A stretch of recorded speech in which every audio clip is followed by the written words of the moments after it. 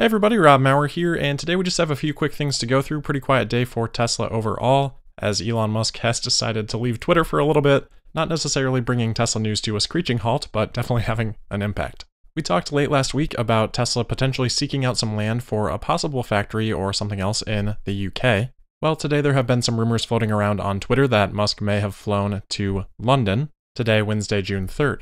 I'm sure I could probably fact check that, but I'm personally not really big into the whole flight tracking concept, so I'll leave it at that, just passing along some of the rumors on Twitter. For what it's worth, this did originate from an account that has blocked me. I'm not sure if it is someone using the Tesla Q block list or something else, but take that for what it's worth.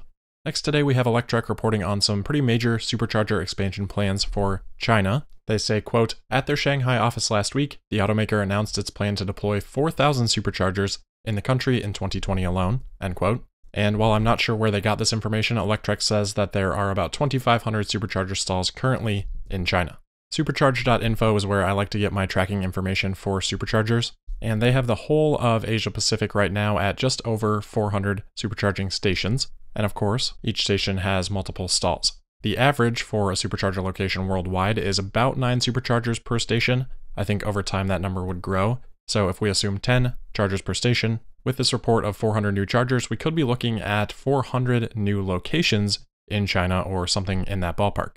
The supercharger location build out in China historically has been pretty linear. So I think with Gigafactory Shanghai now ramping up, we're going to see that change to much more of an exponential type of growth. And I wouldn't be surprised to see the supercharger numbers in Asia Pacific exceed Europe within the next 12 months.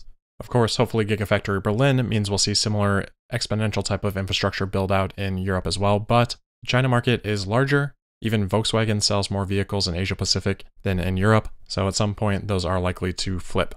Next today is some interesting news for dealerships, specifically independent car dealerships in the United States, so non-franchised dealerships. CNBC has learned and confirmed with Wells Fargo Bank that Wells Fargo last month in May sent out letters to hundreds of independent dealerships, letting them know that they were dropping them as customers and they would no longer accept car loans coming in from those dealerships. A Wells Fargo spokeswoman told CNBC that the bank had, quote, "an obligation to review our business practices in light of the economic uncertainty presented by COVID-19, and have let the majority of our independent dealer customers know that we will suspend accepting applications from them," end quote.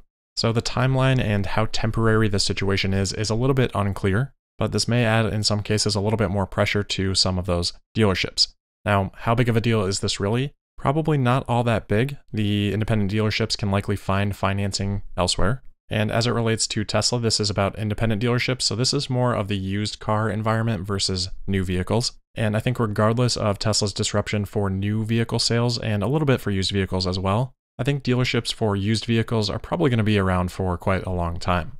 Next is a quick update on SpaceX. If any of you have launch fever from the launch over this weekend, you'll have another opportunity to get your fix tonight if you're in the US on Wednesday, June 3rd at 6:25 p.m. Pacific Time, 9:25 p.m. Eastern Time. This is another exciting mission for SpaceX because this is related to Starlink. This is the 8th launch of Starlink satellites for operation, so operational satellites 421 through 480. June should be a big month for Starlink launches with 3 expected launches scheduled for the month. About the Crew Dragon mission, there was a pretty interesting quote that was shared on the TMC forums by astronaut Doug Hurley was, quote, "The thing that really stood out to both of us, and we mentioned it as soon as we docked, is that we didn't even feel the docking. It was just so smooth, and then we were docked. In the shuttle, you felt a little bit of a jolt. That really, really surprised me," end quote. So obviously the autonomous technology that SpaceX is using for docking at the International Space Station is a lot different than the autonomous technology that Tesla is using on Earth, but nevertheless an interesting and nice quote to read. Lastly today, I just want to give a few thoughts off the top of my head on the Nikola interview yesterday. Obviously some mixed reactions from that interview, but I appreciate those of you that came to it with an open mind. That interview is not my time. That's Trevor's time to give us his take on the company.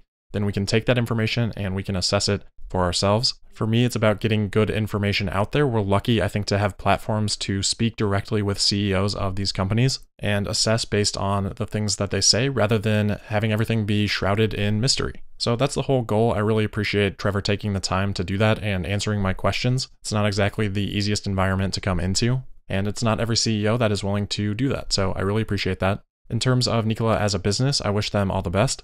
My personal preference is Tesla as an investment. I'm a really big fan of the vertical integration that Tesla has. I think that allows Tesla to learn a lot and iterate very rapidly. As Elon has said in the past, pace of innovation is the most important thing. I believe that vertical integration helps with that. Doesn't mean another model can't work. Nikola does have the advantage of not having that legacy business weighting them down. That could allow them some room to operate. So I think they'll be interesting to follow, but personally not the investment for me, and that's okay. Again, this is all about open-mindedness, due diligence, and sharing information. Even if you don't like the information that is there, at least you have the opportunity to get that information.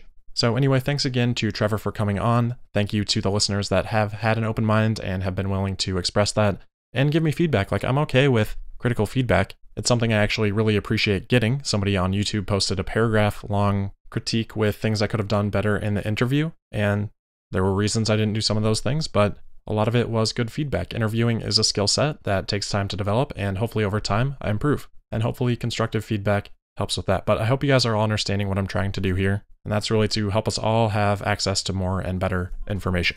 So anyway, that'll wrap it up for today. As always, thank you guys for listening. Don't forget to subscribe and sign up for notifications. Make sure you're following me on Twitter at Tesla Podcast, and I'll see you tomorrow for the Thursday, June 4th episode of Tesla Daily. Thank you.